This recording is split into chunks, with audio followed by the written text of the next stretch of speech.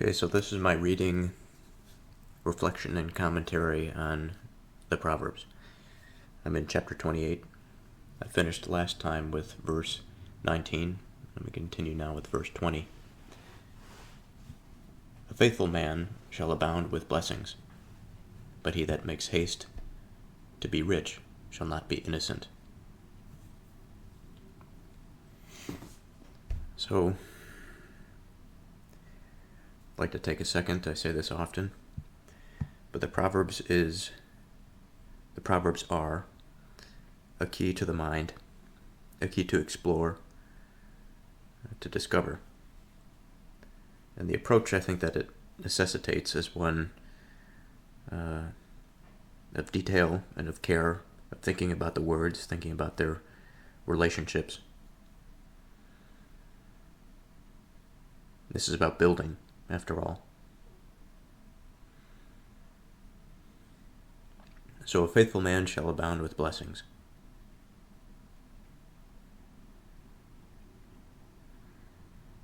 So of course what we have to do is determine what a faithful man is, or at least try, and explore it to the best of our ability. A man of faith. What a difficult thing. I say that, and that expression, that exasperation comes from my thought about my life and my experience. And what I mean by it, there is a sense of anguish, I suppose, to a degree. There's a sense of frustration, a bit of a melancholic reflection on the faithful part of my experience. And it's not that I feel this way because I am completely faithless. I say that because of I say it because how wide-ranging faith can be. I say it because faith is such a large topic.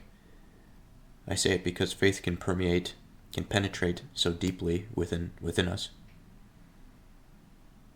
It forms our very conscious experience. What we believe is important, and how we behave with one another, and again, how we build relationships, how we see things. Fundamental to the way that all of us collectively make sense of things, but also experience life.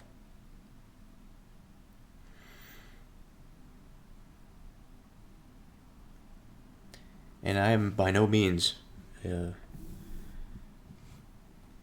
best representative of a faithful person. But of my minimal understanding, I think I do understand that faith requires sacrifice. Faith requires humility. It requires a state of mind that's all too easy to dismiss for a simpler and more reactionary disposition. And I feel I can say that not because I feel that I'm a good representative, but I say it because I know what it's like to fail in the pursuit of it. And by that failure, I feel like I've learned a couple things about the way that faith ought to look like, even though it certainly is far from perfect in me.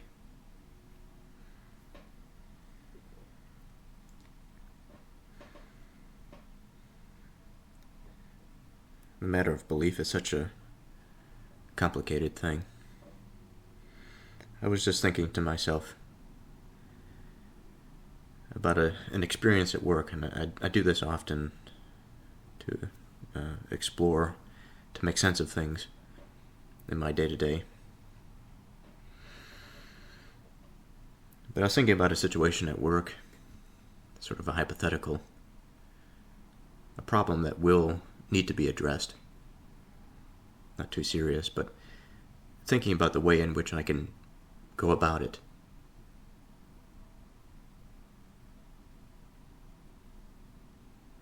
Thinking about my faith in the context of that.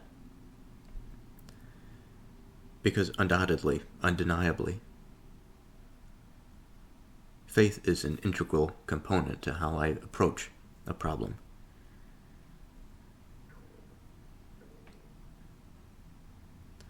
Even in the case where I find myself abandoning my more judicious, self-reflective, responsible thoughts, states of mind. I know that by constant practice and by the establishment in the back of my mind, this thing that I know to be good, or at least the very thought of the existence of something that is good, and of a good ontology, a good relationship to goodness itself. How peaceful it can cause the mind to be. How seamless, how harmonious the mind can become under such a relationship. The belief in such a thing is always there, again, despite the potential failures.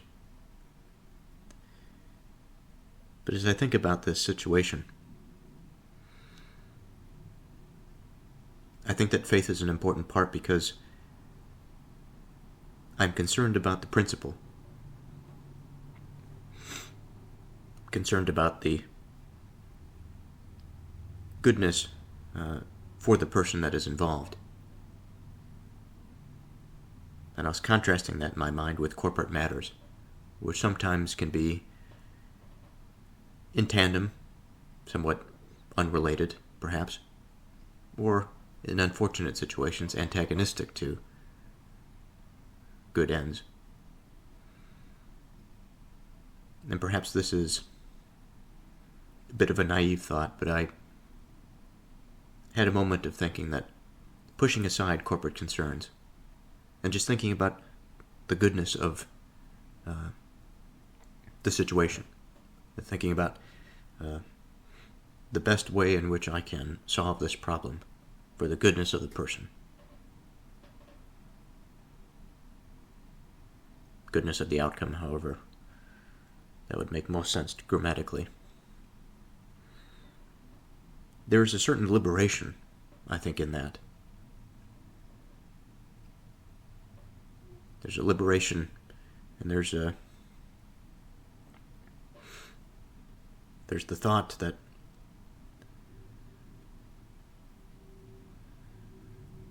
we are so limited, so encumbered by institutions. We can be, at least. I wouldn't want to say that all institutions are inherently encumbering and limiting of progress, but in certain disciplines, it truly can get in the way of things. And I found that faith and more generally the spiritual world is often put aside, set aside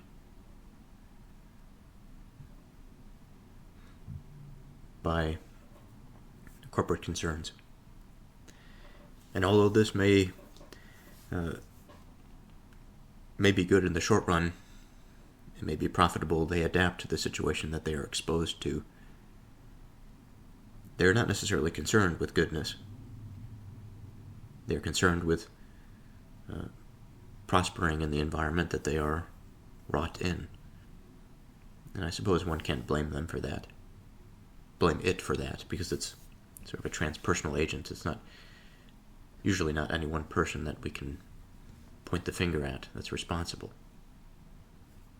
We all bear some collective responsibility in the corporate sense, but also in the sense of the nation, as I think about the United States and our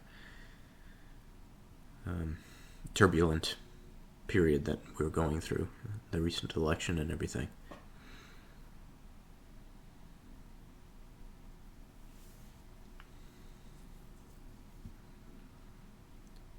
So I pose the question, why is it the case that a faithful man shall abound with blessings?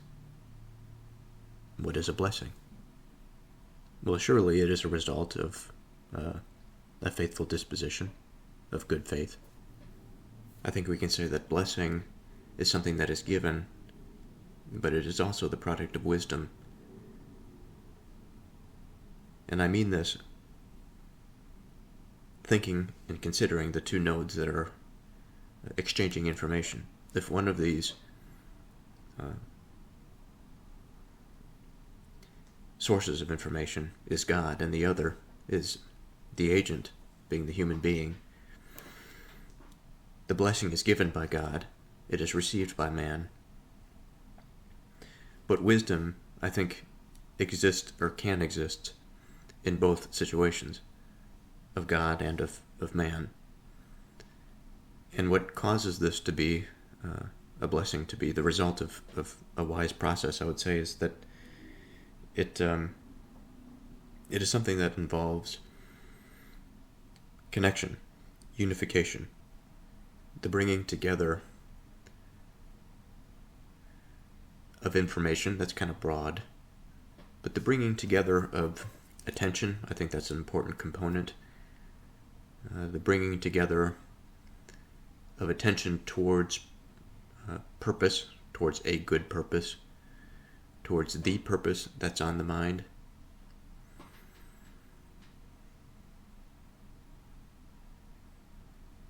There's a lot of different ways in which something can be brought into one thing. I think about the work analogy, and I think about exactly how a blessing would be bestowed on this situation. And there are multiple parties involved, and if it is a gift to be received, it is something to be sought after. Not necessarily asked for, but something that is earned, let's say. Something that is attended to at some desired end for some good purpose. The blessing would be bestowed if the purpose is appropriately attended to. And the components that would be drawn together are the attention of the various parties, the execution of the task, and the revealing of the result, the receiving of the gift, of the blessing. He that makes haste to be rich shall not be innocent.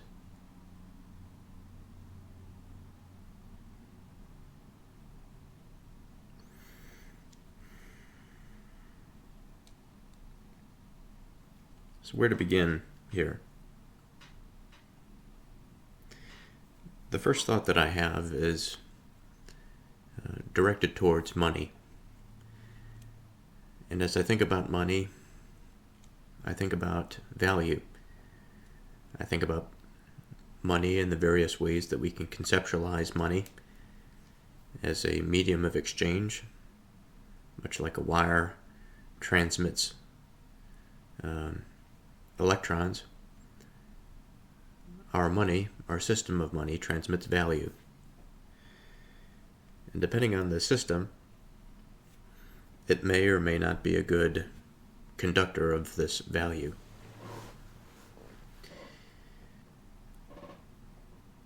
And I think moreover from that, depending on our view of things at a given moment, I think this will also affect how value is transmitted. Because not all forms of money, I think, are efficient or productive at transmitting all forms of value. There's an inherent trade-off, almost as if some value is just inherently lost through the process of exchange. The second thing I think about is the word rich itself, which might not imply money at all. It certainly may imply material possessions, but there's all sorts of ways in which one can be rich. generally speaking, when I think rich, I think abundance. In fact, after just Googling this word, rich, there are two definitions. Having a great deal of money or assets, being wealthy, and the second, plentiful or abundant. So we'll take both of these definitions when we think about this.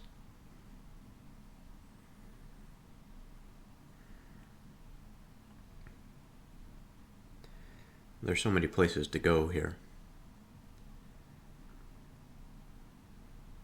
But this is an experience that we ought to, that is, this reading of Proverbs is an experience that we ought to learn from, reflecting on a personal example or an intimate example, an example that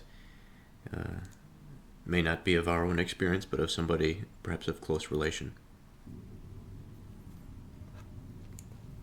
But if it is somebody of close relation, it ought to be out of the sentiment that it's a good example rather than the avoidance of some personal example.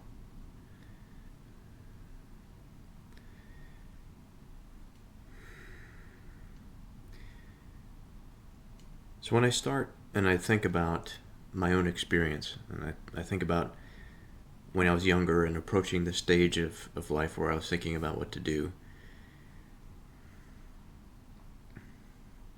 I think everybody has this idea about what life can be like, about what kind of job they should pick, regardless of whether or not somebody has opportunity. I think there's a lot that can be done in life.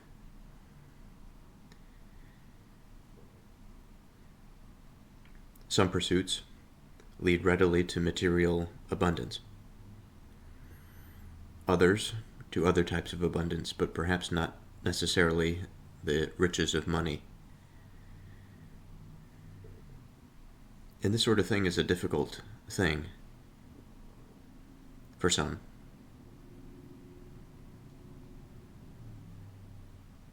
As I think about myself, I've gone through different phases. I've gone through periods of wanting abundance and periods of just not thinking about abundance, just being absorbed in the self and wishing for some peace of mind, for something to take away the instability of insecurity.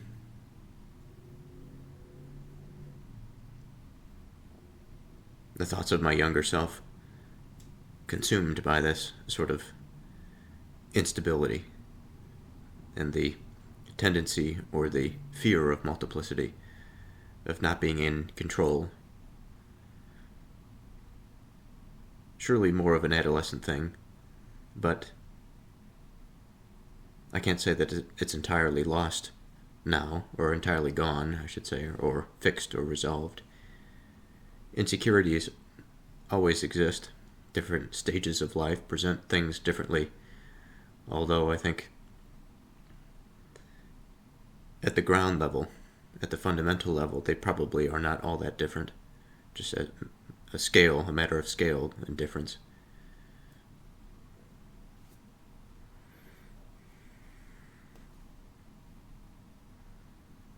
But he that makes haste to be rich shall not be innocent. So there's something about being in haste, wishing for something to happen readily, or to be moving too quickly for something.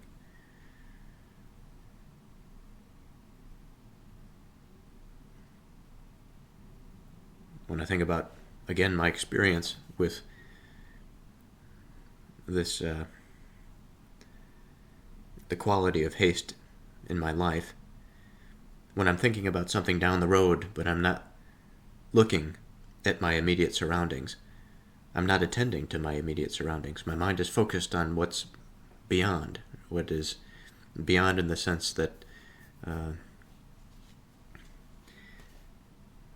I ignore the immediate.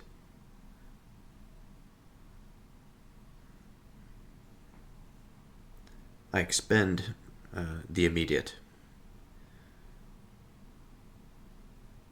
such that I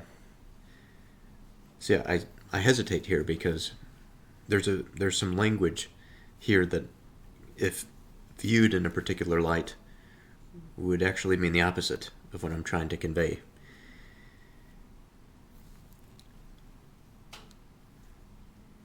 So to put this differently, I've talked about an example before of thinking about the weekend during the week, of wishing for the working week to be over so that I can rest, or who knows what, be absent of mind. And I spent some time thinking about why this is a poor thought to have, why this can lead to some negative consequences. And as matters are often inundated by the value of attention, where the matter is principally important. Sticking with this analogy of the road,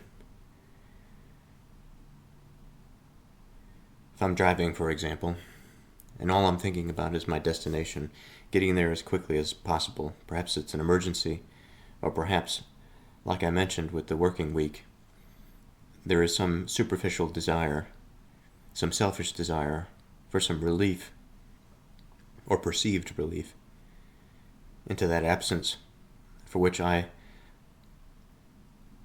have the unfortunate displeasure of misunderstanding, of poorly recognizing that my orientation to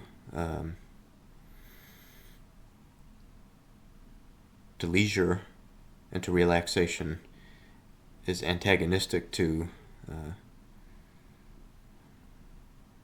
my being connected to God, my being connected to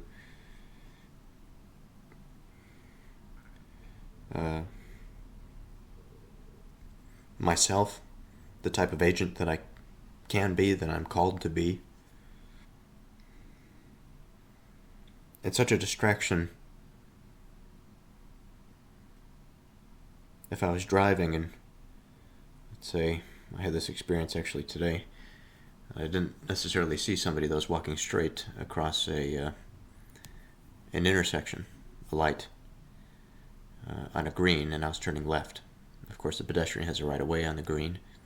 I didn't see them. They just started walking when I turned left, so it ended up not being a big deal. But I always think about that, and I think about one always has to check, even though it hardly ever happens at the light that I'm thinking about.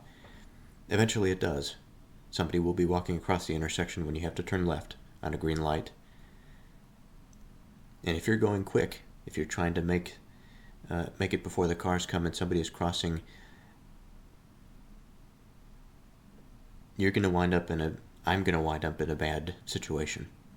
Either I'm going to have to stop and wait for the person to cross and risk being hit by the oncoming cars, or risk not seeing the person and hit the person. This is the consequence of poorly allocated attention. And this can play out any number of ways, I think, in life. And I think about riches in this scenario as something being beyond the intersection, being beyond the immediate.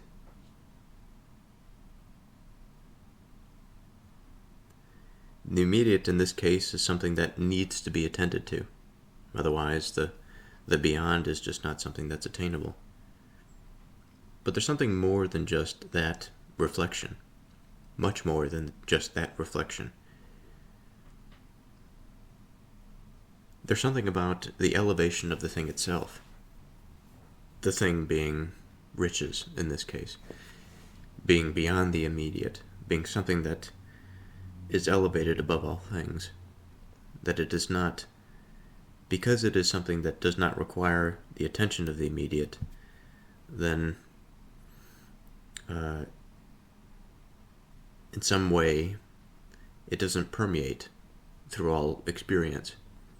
And what I mean by that is, I have to imagine that what we elevate ought to be something that can be seen throughout it all. That would just in general enhance our awareness of things. Hopefully enhance our awareness of the goodness in things. Because there are plenty of things, just thinking about driving home and encountering that stoplight, there are plenty of things that I could focus on that are quite negative. There are plenty of ways to be displeased at the ugly nature of what we've produced, what our modern society has become. But there are also plenty of things that can be found within maybe what broadly might be considered to be ugly, that are seeds of beauty. And those seeds of beauty must be facilitated. They must be nurtured so that they can grow. And beyond that, surely there are more things that I think can be said of them, that they are beautiful in and of themselves.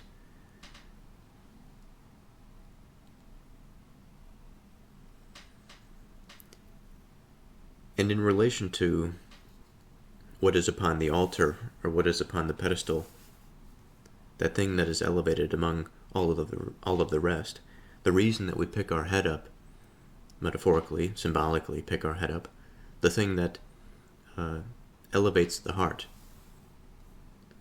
the thing that, although may be difficult, is not something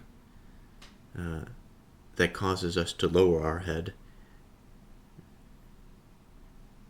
and to put the mind in a state of submission. It is the thing that excites us. It is the thing that sets our feet in motion, whatever it is upon that pedestal. And there can be plenty of things that are up there. It's not as though God is the only thing that man can place up there. Man has free will in this sense. And so unfortunately, I think, if we take this richness and we place it up there, depending on its orientation, of course, because there are plenty of ways in which I think we can find goodness and abundance and in material gain, material abundance. But there's also plenty that would blind our eyes and cause us to miss the important things in life. He that makes haste to be rich shall not be innocent.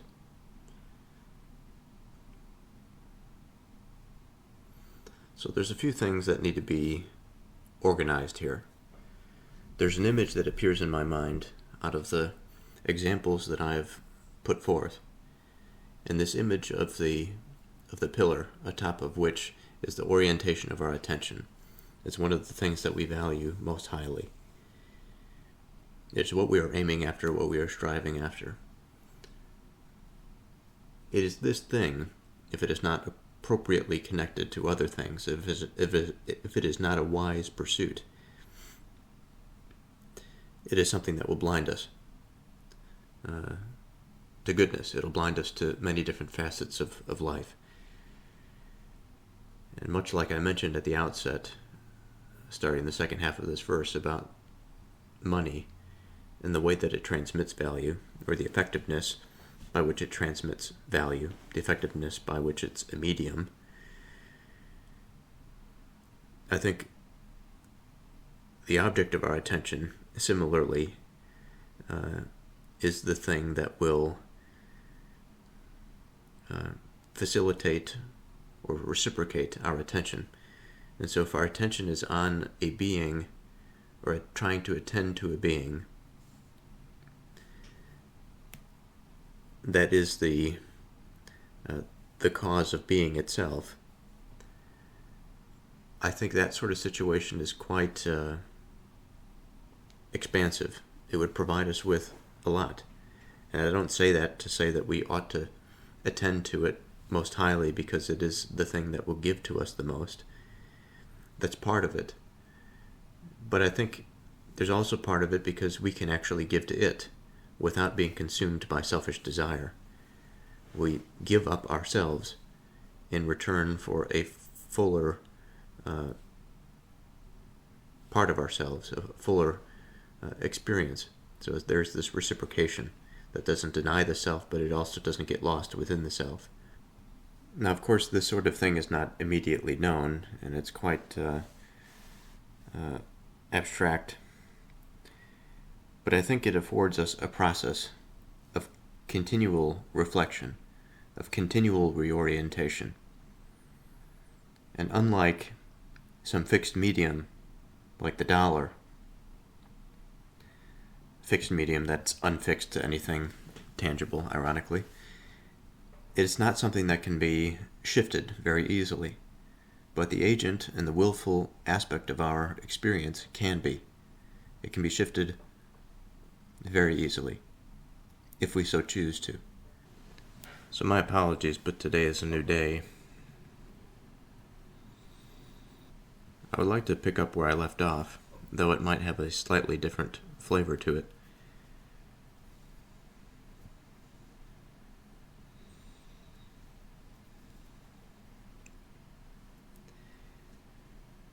Sometimes I feel like you just have to drop the mind into that experience, into the world, and let whatever is be. And so, thinking about this idea of the dollar, money, something that is has a certain value set to it, restricted by its nature, almost as if something like light or some filtration system, when the substance travels some distance or through some medium, the thing itself, or the water that's flowing through the filter, the thing itself is changed. I think in certain situations, in certain cases, when we try to transmit value or transmit consciousness through what we might say mistakenly as a material object, but really an interesting composition, a creation of the conscious mind, something to hold as a representative of his mind, of his experience. And this thing has various rules and an order to itself. It transmits value in a particular way. Part of it is an evolved sort of thing. It cannot be attributed to one particular individual. A bizarre tool, a conscious tool, spiritual tool almost, that of money, that of something that would mediate exchange, mediate the transfer of value. I suppose the question that comes to mind is, well, why exactly is money an inefficient or less than perfect medium of exchange? Why can't we have value be readily understood and transmitted from mind to mind?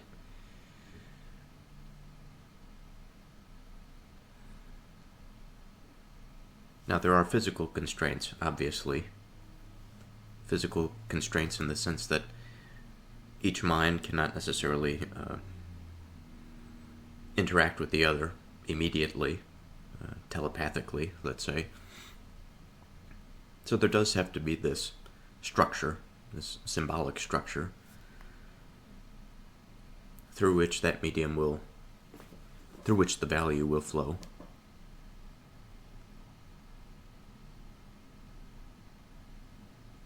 And I promise I'm going somewhere with this.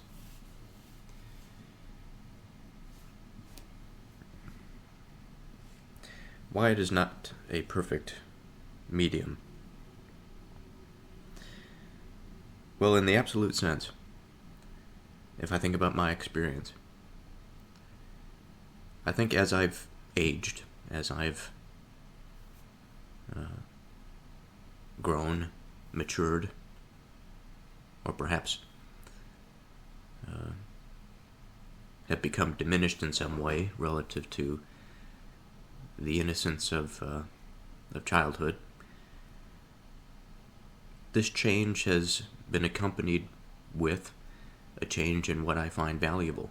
Some of that value is new to me as I've aged. Certain perspectives were just not afforded to me before certain experiences were had. And the whole process of life, in some sense, is determining what is valuable, organizing oneself to all that we find around us, not just other people, but the whole of it, the vast array of information that comes at us. The job of the self to synthesize, to make sense of all of that information is daunting. And on top of that, to try and live some productive life, to find some meaning in this experience that can seem so random, multiplicitous at times. Finding the singular, bringing things together takes time.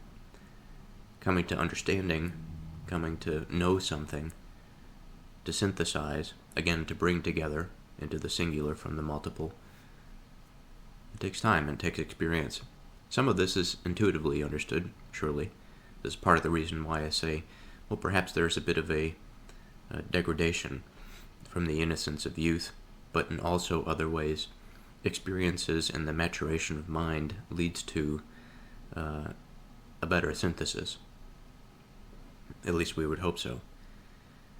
But given the individual experience, it's similar in some ways to money. It's similar in the sense that it's not perfect.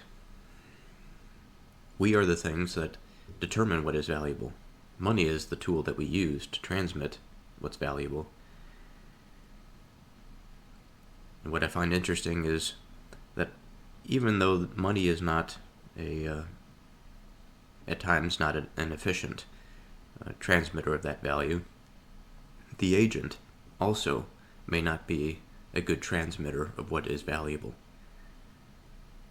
And going back to what I said about the vast array of information, if we think about the array of information as it relates to society, the organization of human beings,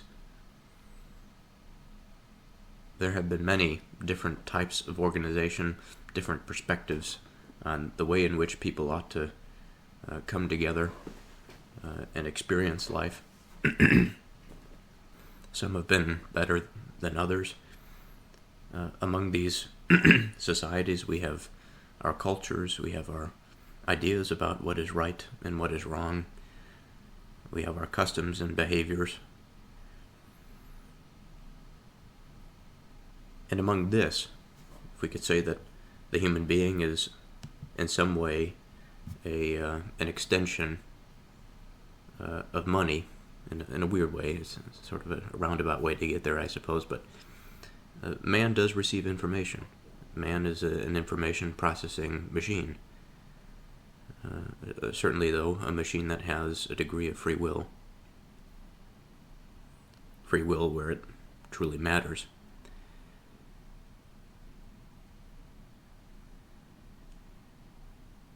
And it's not a surprise that the tools that he creates are imperfect tools to transmit his imperfect perception of what is good.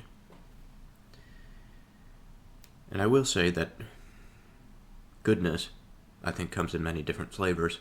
It can be experienced in many different ways. It can be felt in many different ways. It can be missed in many different ways.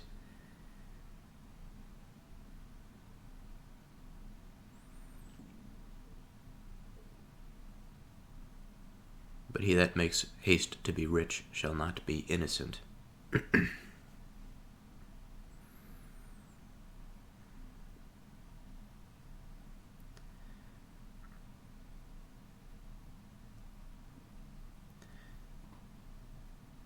So taking all of this, taking money, taking the extended definition of richness, that it can be, somebody can be considered rich and not have much material possession.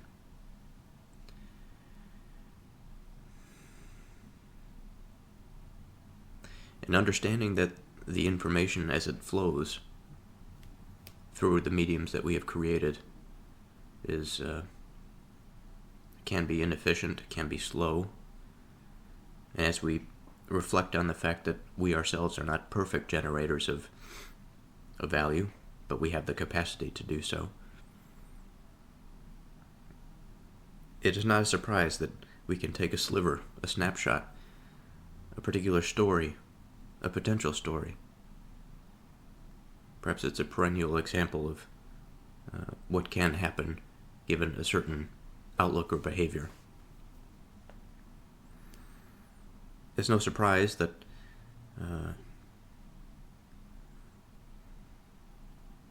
the information that comes to us, the information that we imbue into the world, can lead to dysfunction and can lead to multiplicity even if we wish otherwise.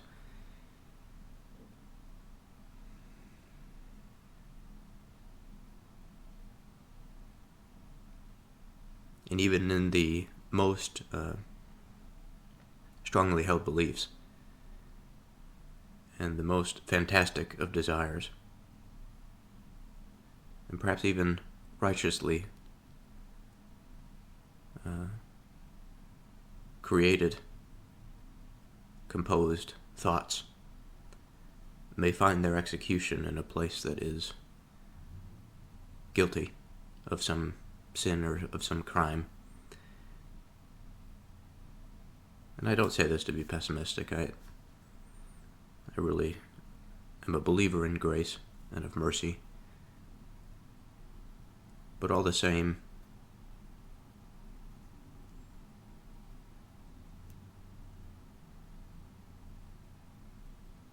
the sense of rushing and the lack of attention certainly doesn't help that transmission of value.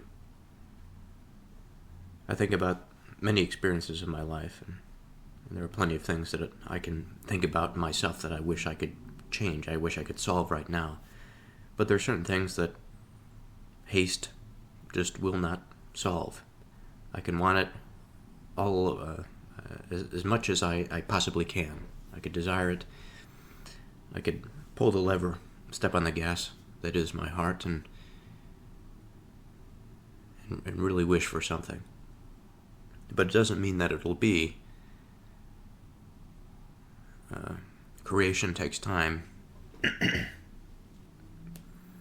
Creation is a process. There is a cycle that we go through to learn and to grow. Part of that learning involves, I think, a degree of multiplicity and then a reunification. I think about a particular example here. I think about a surgeon. A surgeon that goes into surgery, if he takes with him the principle of haste, that he wants to get through as many surgeries as he can that day, what he will have to sacrifice for the sake of haste will be more than society is willing to tolerate. Hopefully it'll be more than he is willing to tolerate, but given the example that he is holding haste quite closely, what will be given up is fundamental aspects of attention. Information processed will not be, or information that is available will not be processed. Mistakes will be made, and unfortunate consequences will result.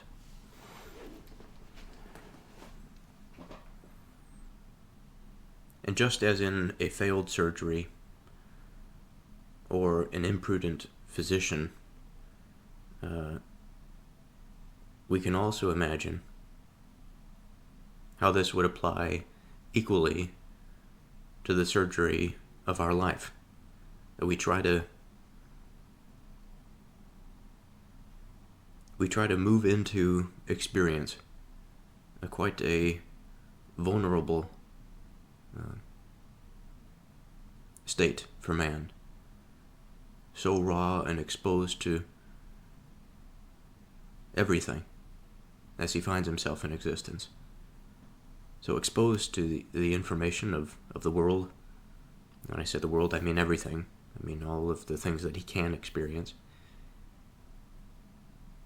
Tasked with the obligation of understanding, or at least of participating with it, such that he is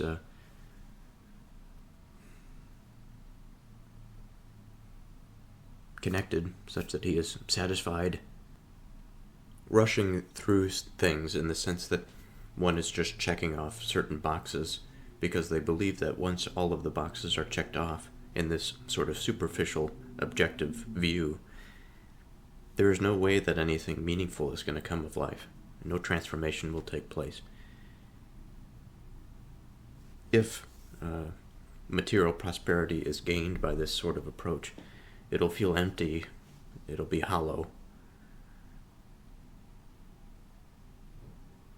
The truth is not something that we can just check off. It is not something that we can, but maybe rather I should say the items that lead us to truth are not necessarily superficial, trivial things that we check off. Well, we ourselves don't actually participate in the process. If we don't participate, we don't receive.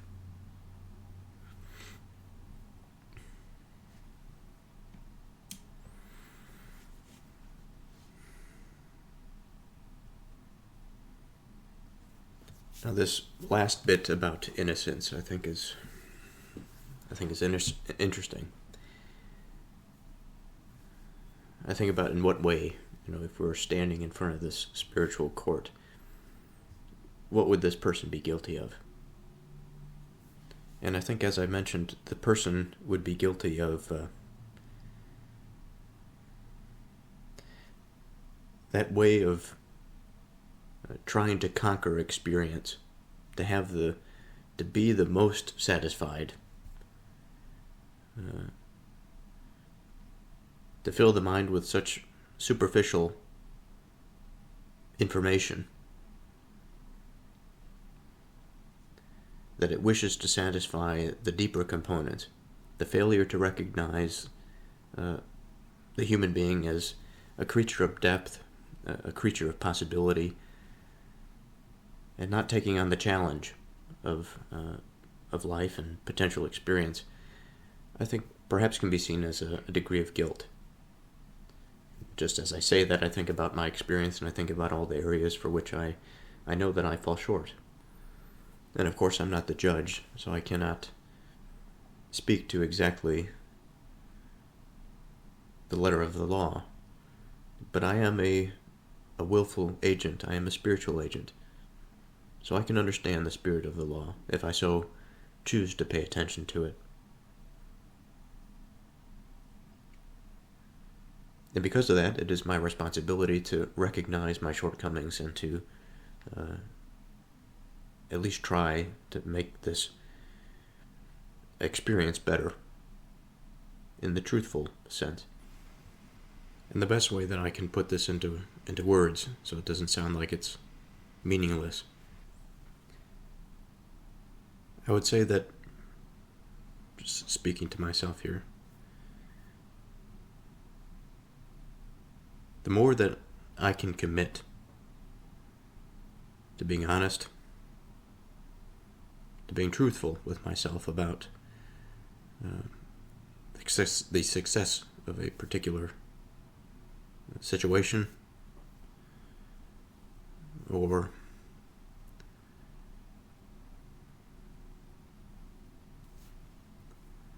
maybe more generally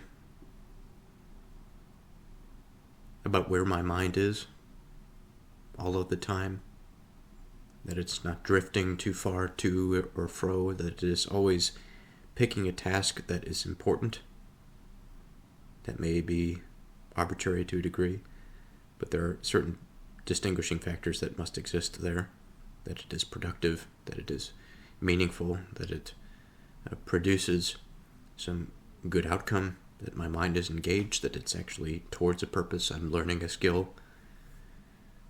I'm building a relationship. I'm feeling more connected. And the old adage, something that we see in the Proverbs quite often, that the fear of God is the beginning of understanding, knowing, wisdom.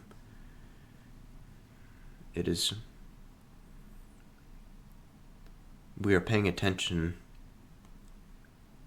to the effects of the first cause. We are paying attention to the patterns of life that tell us what the truth is. We are paying attention to the patterns of life that tell us what goodness is, what beauty is, what true feeling is, what good subjective experience is. All of this. To have respect of persons is not good, for a piece of bread that man will transgress. So today is a new day. Like usual, a new day, new thoughts.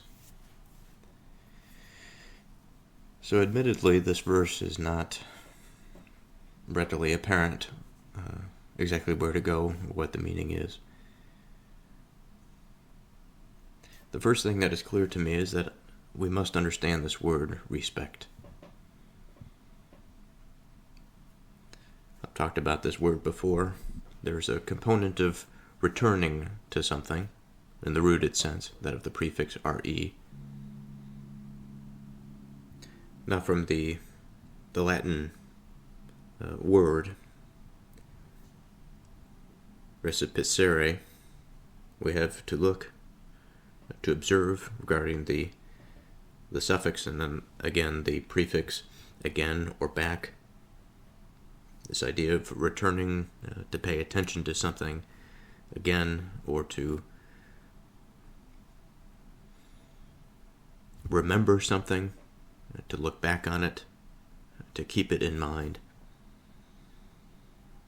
From the Old French, we have a word that carried meanings of regard, consideration, and honor. This word seemingly evolved from looking back at something carefully, to holding on to someone or something in a high regard.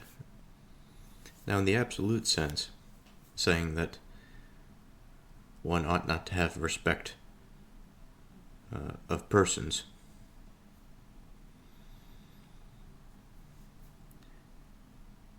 it is not the case that this is totalizing. It can't be.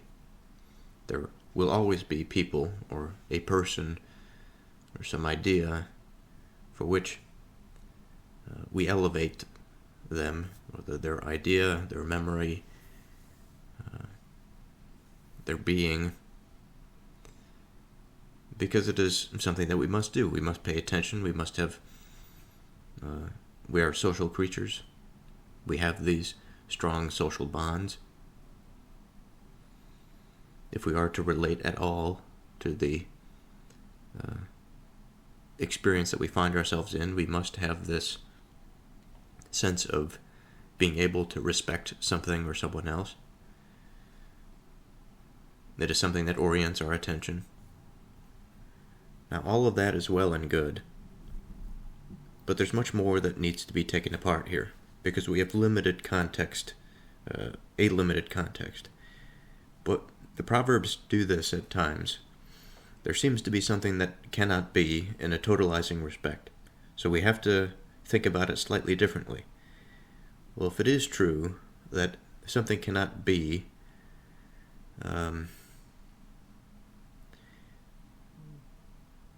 based on, I don't want to say the context of how it is written, because that's not exactly correct. Maybe at first glance or first appearance, we have to listen to the concerns that we might have. If it doesn't make sense, then we must find a subtle meaning.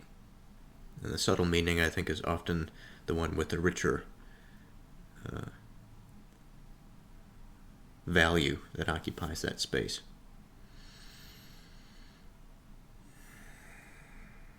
So along with the word respect, at least in the modern context,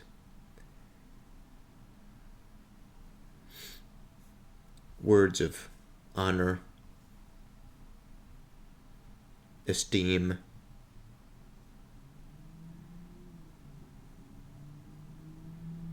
admiration,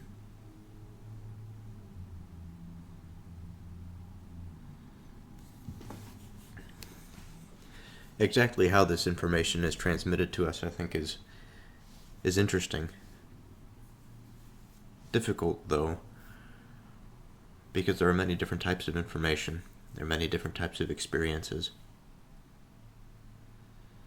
There are many different ways and extensions of relating and of relations. And I'm thinking about a number of examples here to bring this into something more understandable. I think about in the first instance, I think about Elon Musk. Let's say my relationship to Elon Musk. I have a certain opinion about his behavior. I have a certain respect for him for what he has accomplished.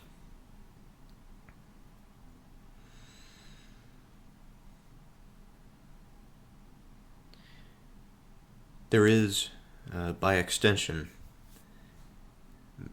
much that I don't know about him or about his character.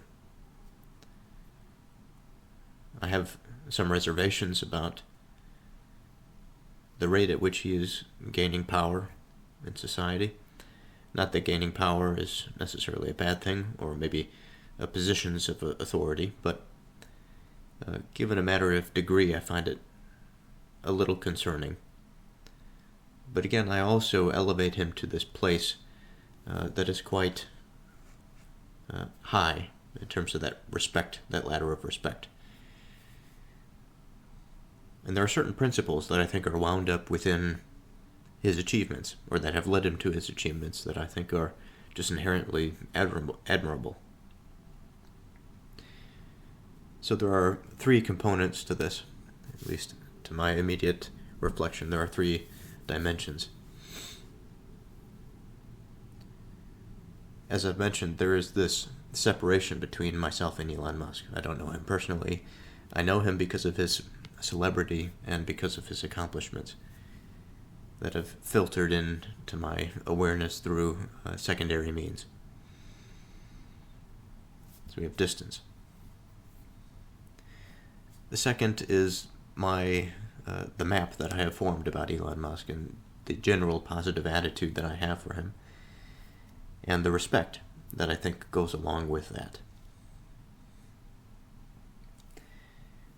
The third is that concern, the concern that's probably, I think, suggested in this verse, that ought to be innate in all of us, the reservation about the respect of persons. We reserve a certain type of respect. We could say that we reserve respect for people, but I think by matter of degree, respect is a subtle term. It's a subtle way of relating. And that there are plenty of situations in life for which an individual and their abilities or their accomplishments may be respected, but yet there is another quality or aspect of them that is entirely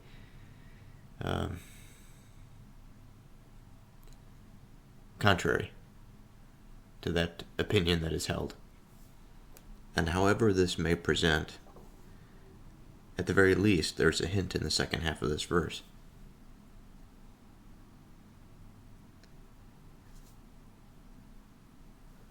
For a piece of bread, that man will transgress.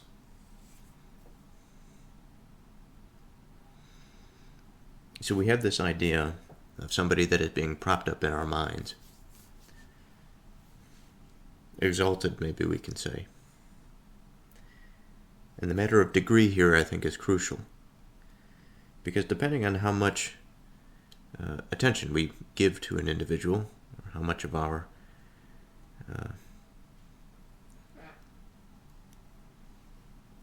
how much of the aspect of our attention that is geared towards moving forward in life, the productive reaching, the yearning, the striving.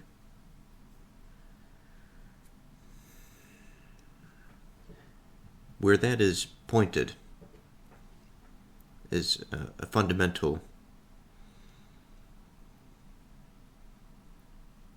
expression of an individual. It's no surprise to my reflection on the Proverbs that I have focused so heavily on attention as being one of the most important aspects of our experience. That sounds quite simple, straightforward as it is, but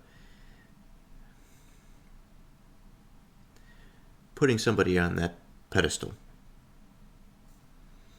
exalting a man that is imperfect, although they may have substantial and successes in life that are out of the ordinary.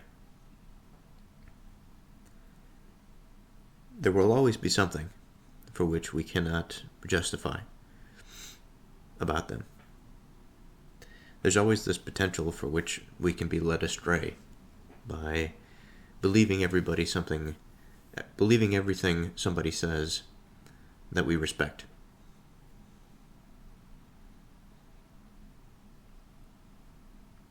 There is, I think, in this verse, hidden a skeptical seed. That skeptical seed that pokes at us and tells us or reminds us that we always have to be thinking about our relationships, how highly we honor somebody. Sometimes I think about this in terms of my own working life, but also life in general, and how I am relating to coworkers, moving out of a place of a professional infancy into more of a professional maturity, and how to relate to coworkers in that respect, of relating to superiors in a way that is not surrendering too much out of respect for their position or their person.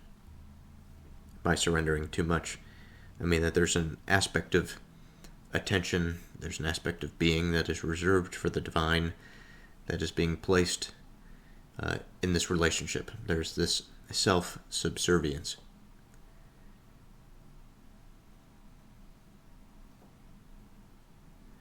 To have respect of persons is not good, for a piece of bread that man will transgress. Something so small can cause such a fundamental breach in trust.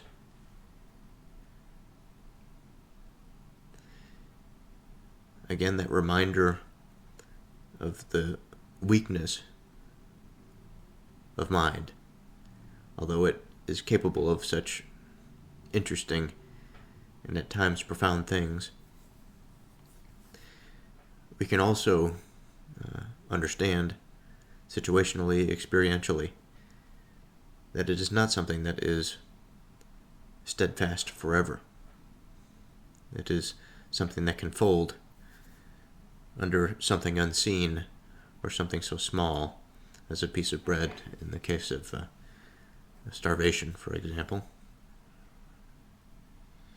And so while I think that the verse at the outset, at least to me, seemed to raise a concern that saying not to respect people, saying it is not good to have respect for people,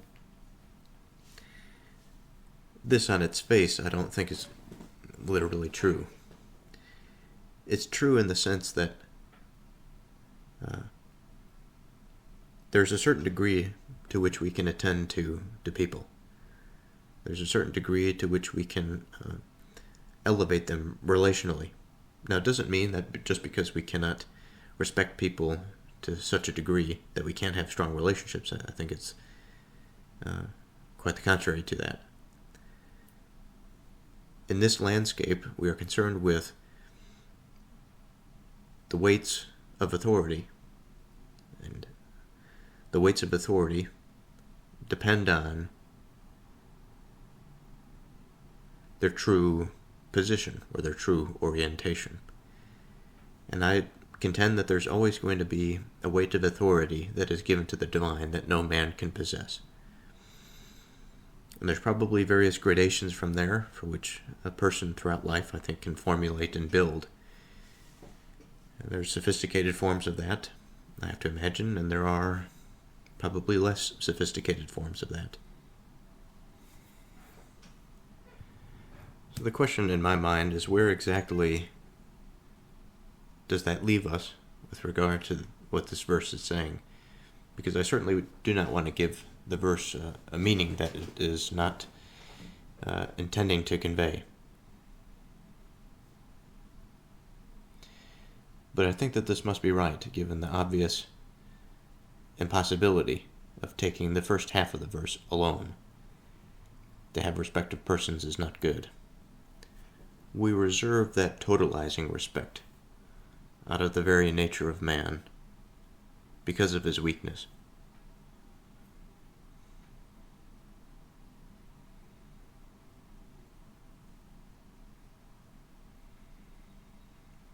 He that hastes to be rich has an evil eye, and considers not that poverty shall come upon him. It's interesting, we had another verse fairly similar. In verse 20, a faithful man shall abound with blessings, but he that makes haste to be rich shall not be innocent.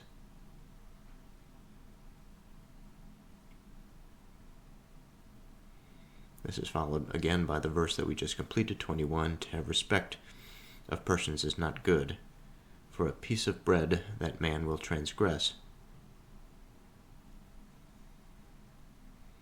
He that hastes to be rich has an evil eye, and considers not that poverty shall come upon him.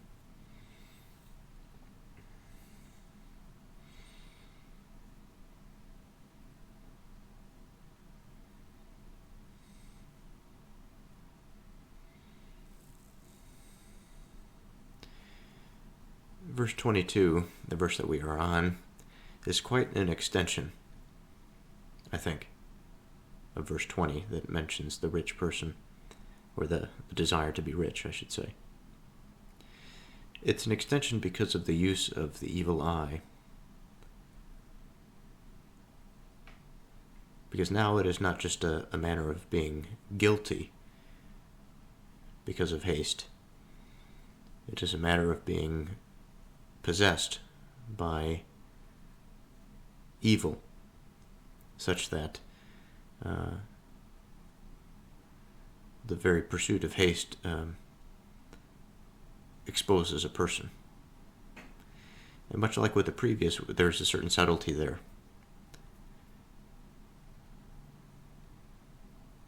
There's a certain subtlety in the way in which the word haste is used.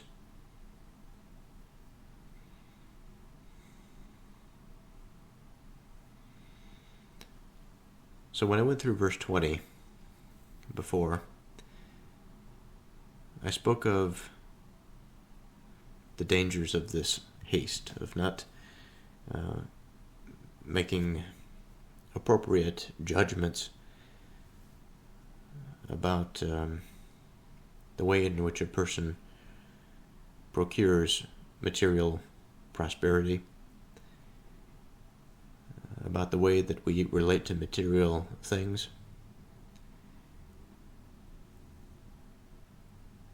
And the bank of the heart, the bank of the spirit of man is not necessarily filled entirely with material possessions. It is filled with many things. There are many things that satisfy him.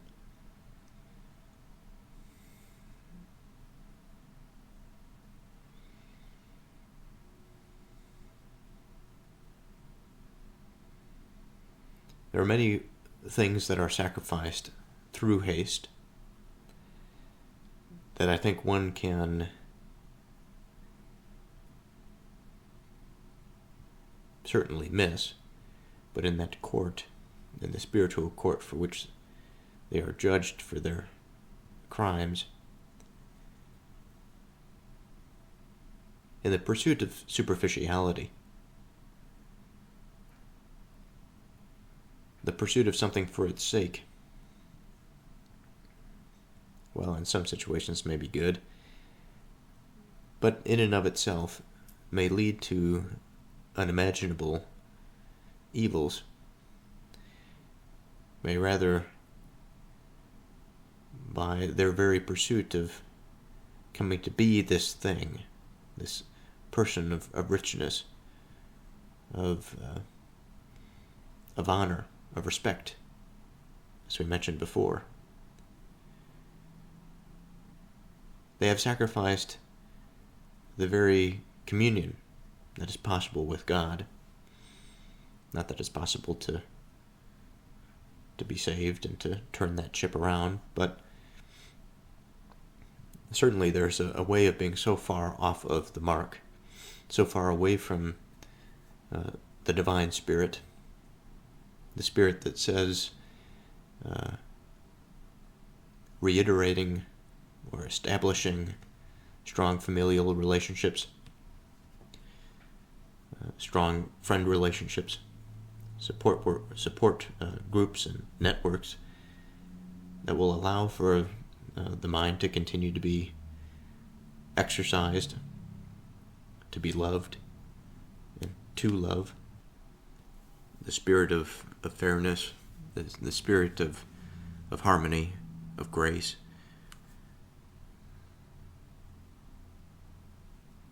What is lost in the pursuit of haste is a way of seeing.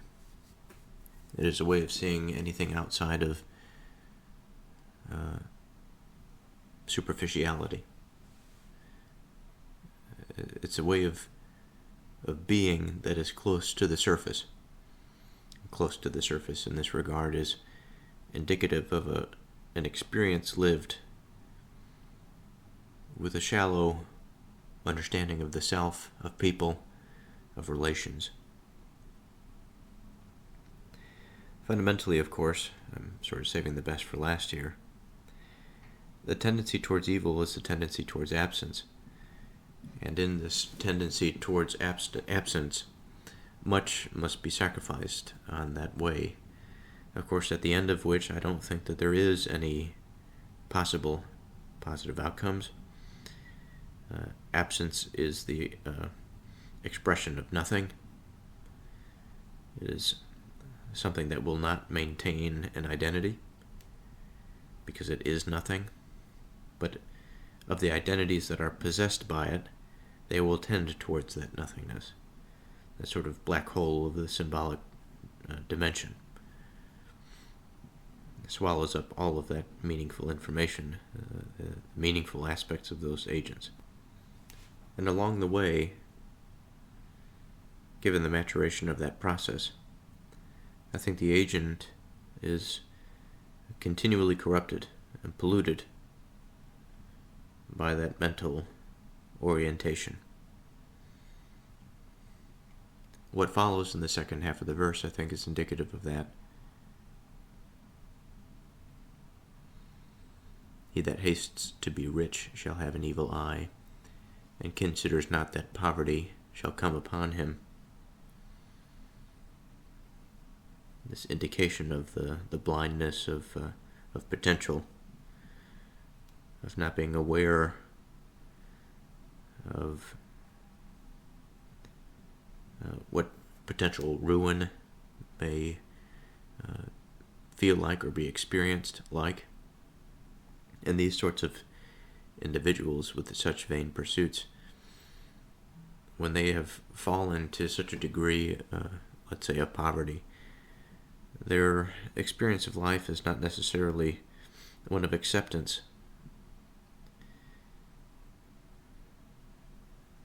It is of perhaps defiance, self-defiance, that there is a delusion that is unable to be broken.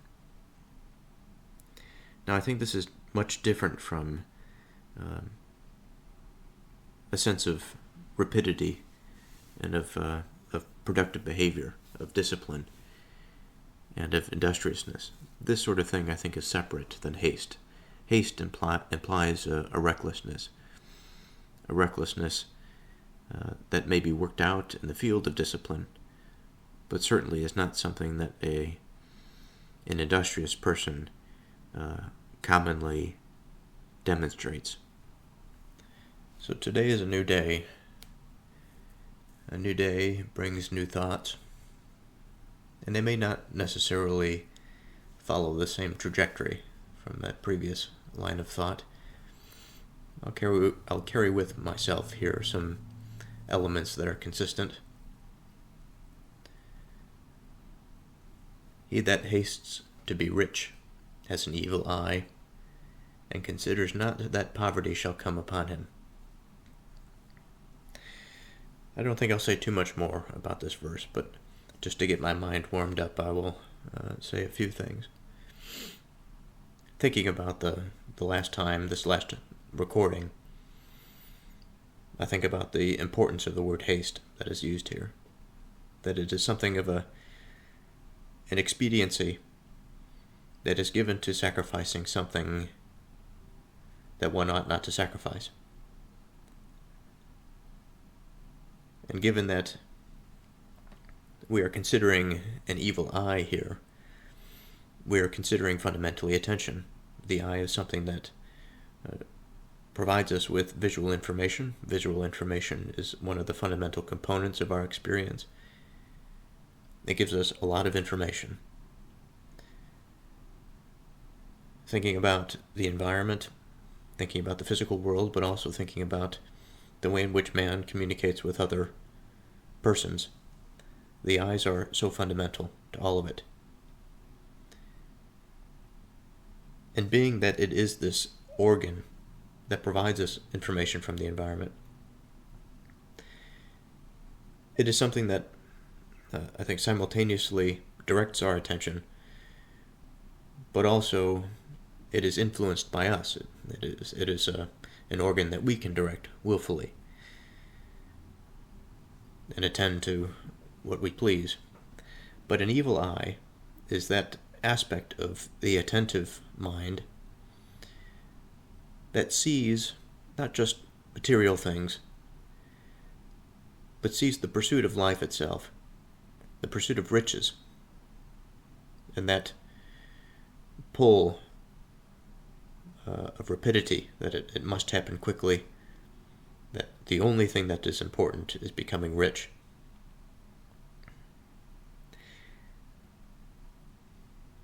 The eye that focuses so narrowly, as is suggested, is one that sacrifices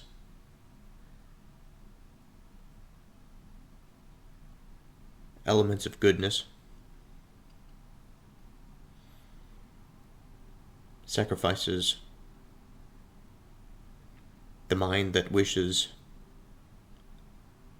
that can or is able to receive what I'll say as goodness. That's sort of a placeholder term as of right now, but love can be another thing that we can say. An evil eye, as I've mentioned, is narrow, but also darkened. It's going to a place that many of us do not go or wish to follow. And so if the mind exists in that state perpetually, then it is difficult, I have to imagine, for a person like this to relate to other people. They are on a path of destruction. They are after the ischemia of self-conscious experience. The self is to be flooded, inundated by the thought, the pleasure of being rich. Just as a person who goes to the gym does so because they wish their body to be aesthetically pleasing more so than healthy and mobile. Not that there's anything wrong with aesthetics, but of course to the extreme degree, the intoxication that can come from a pleasing body is certainly distracting just as much as the haste to be rich that produces the evil eye in the man that takes on the pursuit. He that hastes to be rich has an evil eye, and considers not that poverty shall come upon him. So why shall he not consider that poverty will come upon him? I think part of it is that narrow focus, that the evil eye is so insular, the will is so limited. The software that the person is running on is a self-limiting software. It doesn't allow for perspective shifts very easily, if at all. There's only one perspective that matters, that money is above all. The key word here in the second half of the verse, consider not that poverty shall come upon him. To consider something is to think about it carefully before making a decision. And so haste again comes back to us. Understanding that in haste much is sacrificed, including the ability to think carefully, to consider. And this lack of being able to take different perspectives leads one to absence. It is that evil eye that is mentioned. Without knowing it, our desires can get the best of us, can cause us to wish things and to place a plan into execution that is well beyond its reasonable limitations. Our lack of foresight leads us to practice what is contrary to creation, what is contrary towards a productive unification of thought, a productive unification of experience, of meaningful development, etc.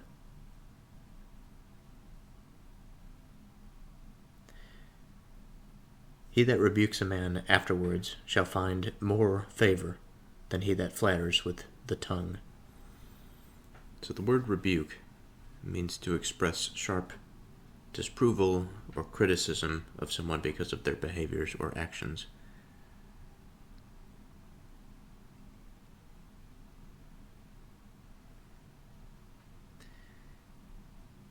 Now the verse is saying that after the fact this rebuke has occurred. After some action, some behavior.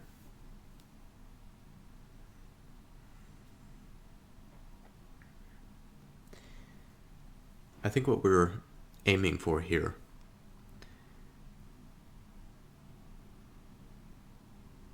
is not dissimilar to the previous few verses, many verses, that of the orientation of attention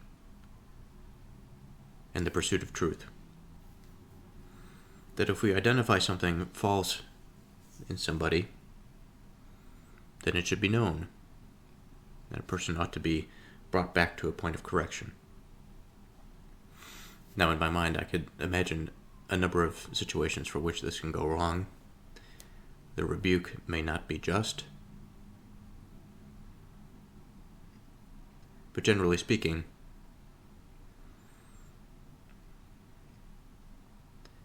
speaking to truth is what we are advised on here. He that rebukes a man afterwards shall find more favor.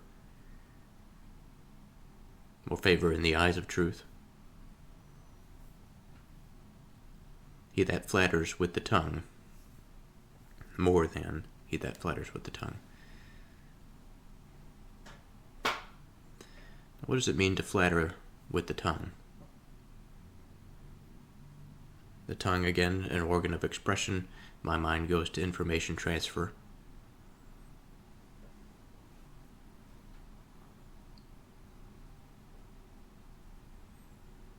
A flattery implies an air of deception or of superficiality. It is an insincere praise to farther one's deceptive intentions.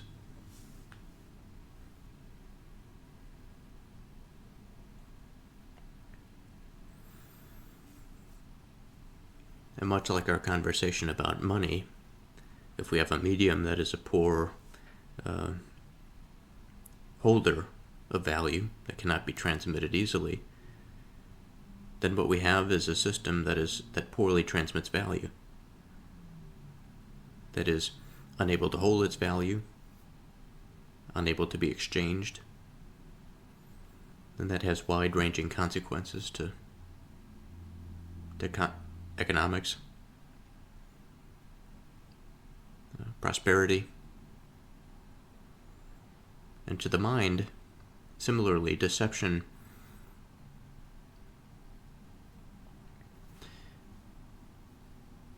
is it's an inappropriate mechanism of exchange, surely, but it is meant to be an inappropriate mechanism of exchange. It is meant to be that which disrupts, that which hides true intention, because the true intention would not necessarily garner the type of interaction that one person would wish to have. Whoso robs his father or his mother and says, "It is no transgression," the same is the companion of a destroyer. Now, my first inclination is to say that this person is evil.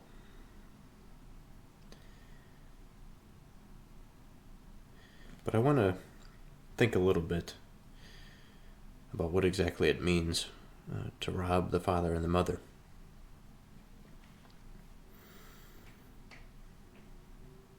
Something is being taken, but it's not as simple as a material good that is being taken. There's something spiritual that is being violated here.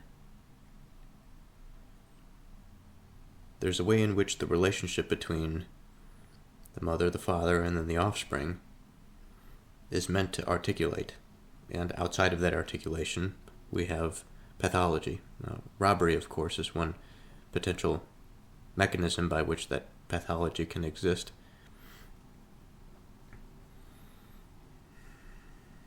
It can erode trust, but it would erode trust in any relationship. I'm curious at how exactly it is that this relationship, as fundamental as it is changed or altered by it. I think in the fundamental sense, when I go back to the decision of two people to get together and to bear children and to raise them, the potential for having such a unique and strong bond is very high. Not only between the parents, but also between the parents and the offspring. That relationship is about self-sacrifice. The relationship is about building, about through sacrifice finding love.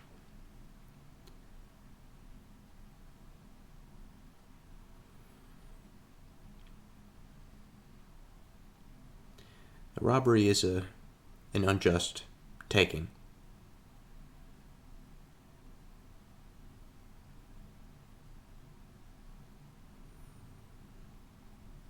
Now, it can be said of the father and of the mother The relationship to the child is inherently a giving relationship. And of course the child takes, but the child takes justly what is given by the parents. If the child begins to unjustly take from the parents, I think they begin to unwind that potential, the goodness of that sacred relationship. And no longer does it become the parents as a place of love and a foundation for life. It becomes instead a prey and victim mentality, experience, but certainly it's more than just that.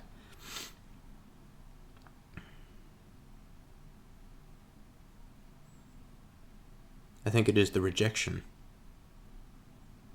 the insult to the love that was provided. Now, of course, there are plenty of situations that are unfortunate, that would not justify the robbery, but of families that maybe don't live up to the potential. We see this sort of thing far too commonly these days, the rates of single-parent households, but this is not really something to dwell on. I have to think in some way that this is a symbolic undoing of creation. The taking of something from, I'll say, a creator in the secondary sense of the term. Creation exists in the function of raising children and having children. This microcosm of experience that is reflective of the broader. The insult there of taking what one cannot have. And I don't just mean materially, because of course something can be taken materially, and then if it's money, it could be spent and it could be used to enrich the robber. But this is not the type of causality that I'm concerned with.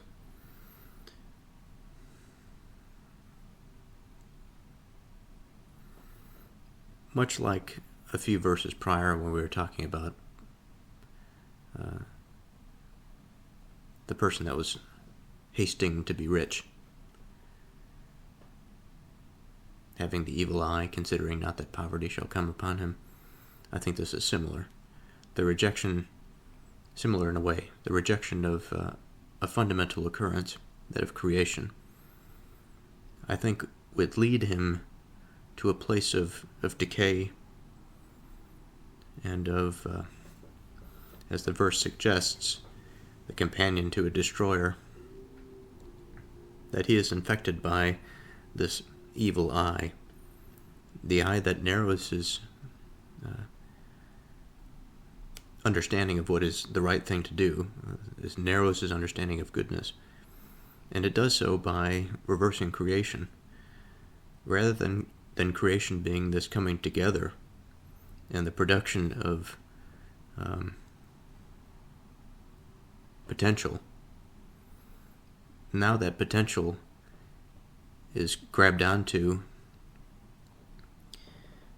everything else, everything good is suffocated and is turned against the very cause of that potential.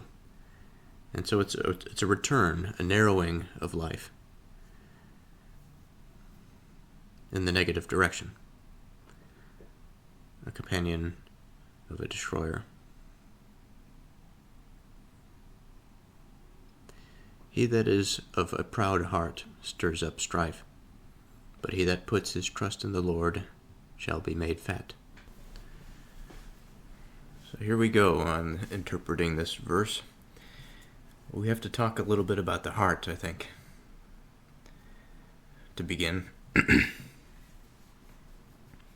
The heart is something that I've conceptualized as an aspect of mind, at least one half of mind, if not less, perhaps more, it's hard to say exactly, but it is an aspect of mind, a symbolic aspect of mind, There are plenty of ways in which we can describe this aspect of mind. I've used a few different analogies, the most sophisticated of which has to do with the 7 days of creation. And there is this cyclical nature to the heart. There is a process of coming to, of consolidating information from the environment and producing some subjective or experiential output that reflects our orientation to that information, whether it be some material cause or some other expression of another person's relating to the environment, whether it be a facial expression or a thought, whatever it might be. The heart is a dynamic structure. It is a microcosm of the broader narrative of creation. And it is wound up within an agent, which the agent in and of him or herself is another microcosm of the broader expanse. The heart is also a term that can be defined as the seat of our feelings and of our desires. I refer to it at times as an industrial factory that has a degree of agency to it. It has this sense of intuition. We can say this, that, and the other about the anatomical contributions that of the parts of the brain to the symbol that we consider the heart. I don't think it's necessary, but perhaps it would be an interesting pursuit to do so. This industrial machine is responsible for providing for the demand of the market of mind, the market of experience, the market of being. It is something that is free, for the most part. It can be corrupted, surely. It can be made to submit, surely. But it has the capacity to be free within the bounds of its existence, within the bounds of material causes and absolute limits like that. He that is of proud heart, if we say somebody that has pride, the definition of this word pride is a feeling of deep pleasure or satisfaction derived from one's own achievements. The achievements of those with whom one is closely associated, or from qualities or possessions that are widely admired. Another definition is consciousness of one's own dignity, to be especially proud of a particular quality or skill, pleasure, joy, and delight. Now, deep pleasure in and of itself is not a bad thing, much like I think pride in and of itself is not a bad thing. There are other words that we use to describe the absolutes in terms of the negatives, like conceit, which is an excess pride in one's self or selfish or self-accomplishments. However, pride is often used in the context of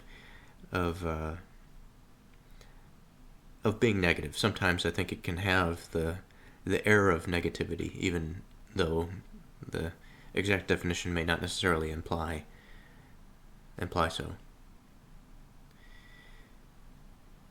But as we think about this expression of the proud heart and the possibility that it affords for that negative path,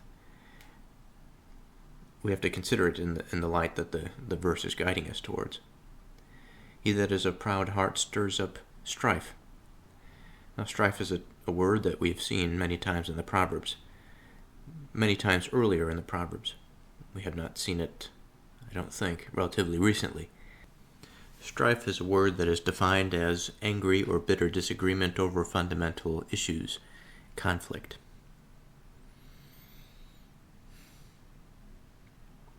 Now, why would it be the case that a proud heart would do this?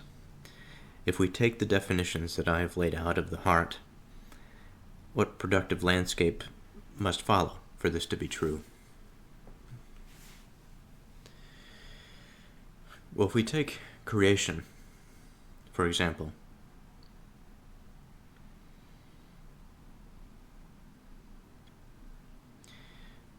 We imagine that process not just of the formation of material things, but also of purpose, of direction, of meaning as it has evolved.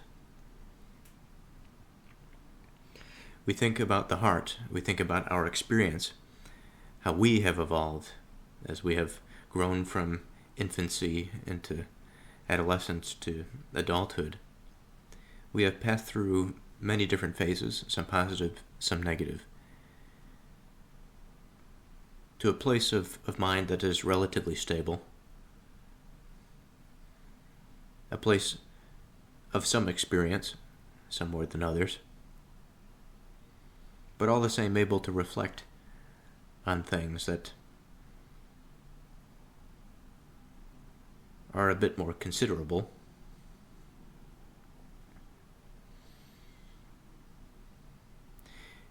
If one is to be preoccupied in pleasure of the self, it means that the direction of that attention is inward to a degree. The self, if we can describe it as something that is inward, I'm not sure that's the best way to think of it, but rather, instead of attending to the meaning that is around us, we attend to the meaning of the creative agent that we are, and we exalt it.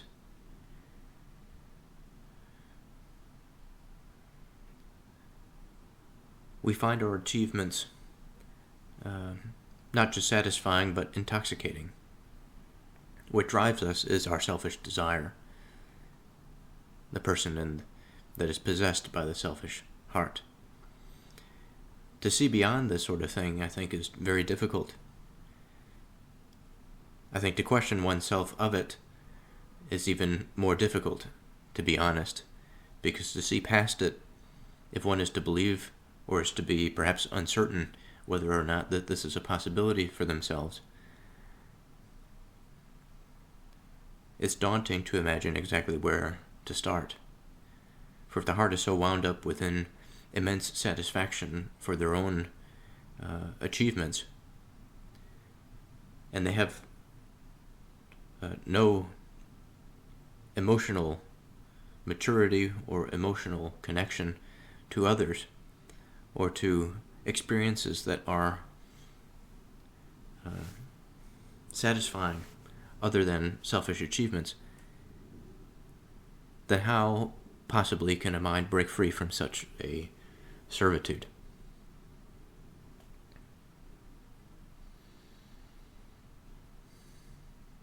Putting that aside for the moment, however,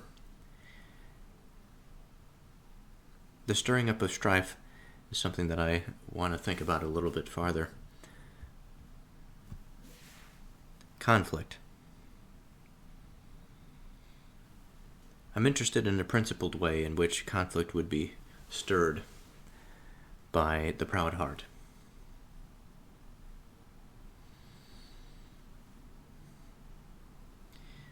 There are plenty of superficial examples that are flowing through my mind that I know do not satisfy the principle that I'm after.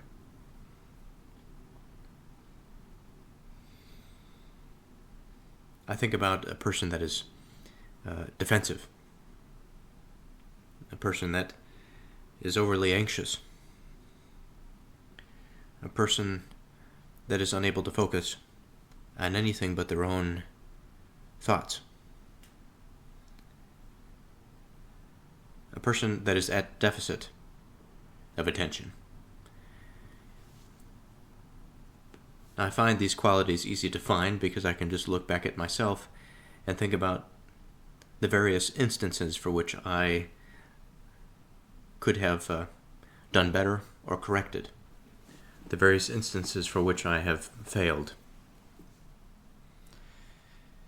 He that is of a proud heart stirs up strife.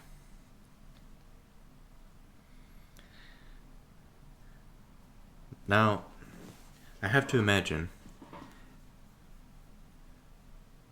that within the qualities that I had mentioned, difficulty of attention, anxiousness, self-absorption, or the attending to thoughts, to one's own thoughts, so readily that information transfer cannot be reciprocated on the part of the agent. All of these things breed conflict, undeniably.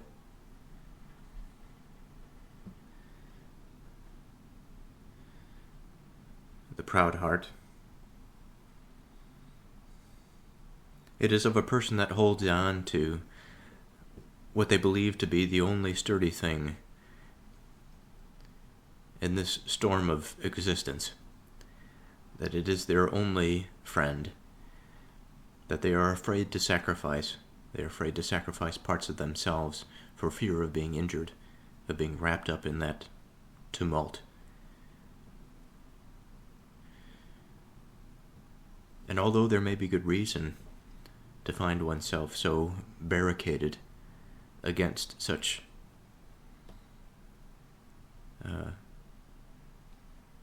a seemingly dismal sentence of life, of experience, but of course that's only one way of seeing things.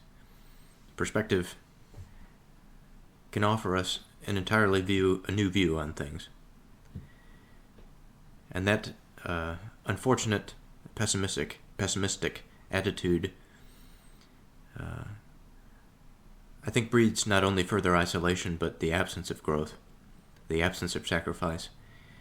And perhaps it is always a difficult thing to move outside of one's comfort zone and to sacrifice those aspects of self that would otherwise limit them to an experience of the qualities that I have mentioned, like anxiety and the deficit of attention, and perhaps addiction.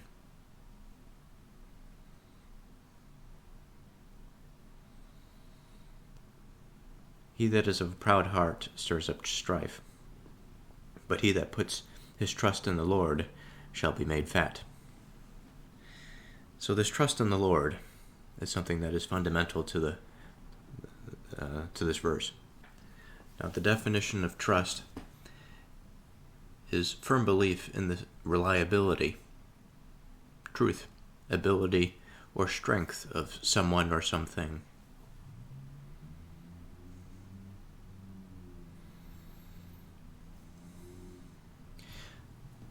So thinking about this in relationship to our previous discussion about the prideful heart and the conflict that it stirs,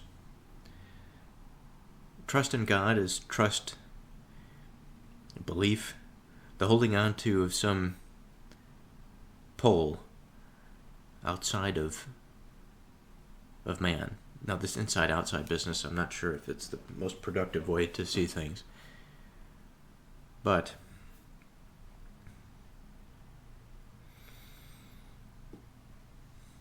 it does afford us with a certain image. So thinking about this pole that we hang on to in the turbulent sea of life and of experience, and being that this is now something that rests outside of the self, it is not completely unrelated to the self, because of course the self is a part of God. It is something that is the product of God. It is a product of that creation for which he is that microcosm. But his faith is not in himself, it is within the agent that is layers and layers above him on the celestial hierarchy.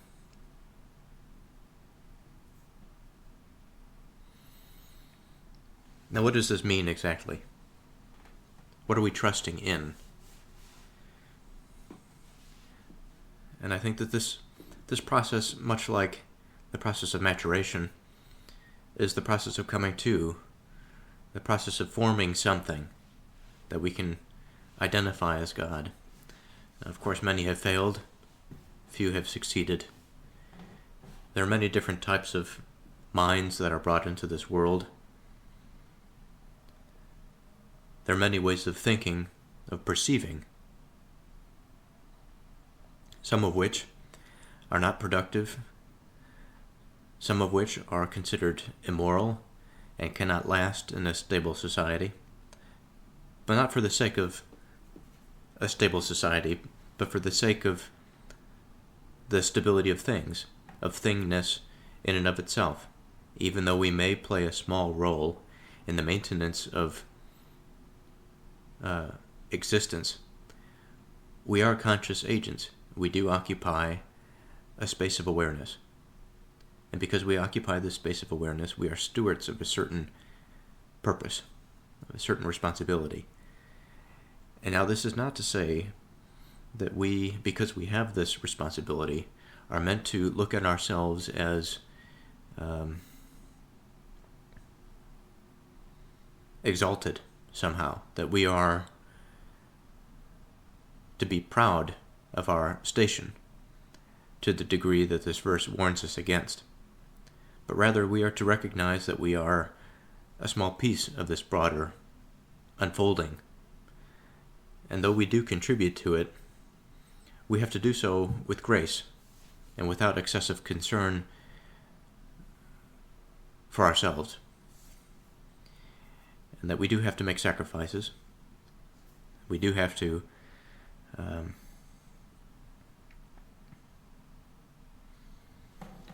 place our belief in things and the way of things outside of our own power, our own control, or our own authority, for we did not create all of it.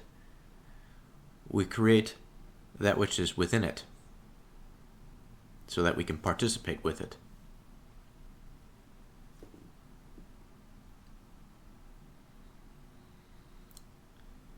But he that puts his trust in the Lord shall be made fat.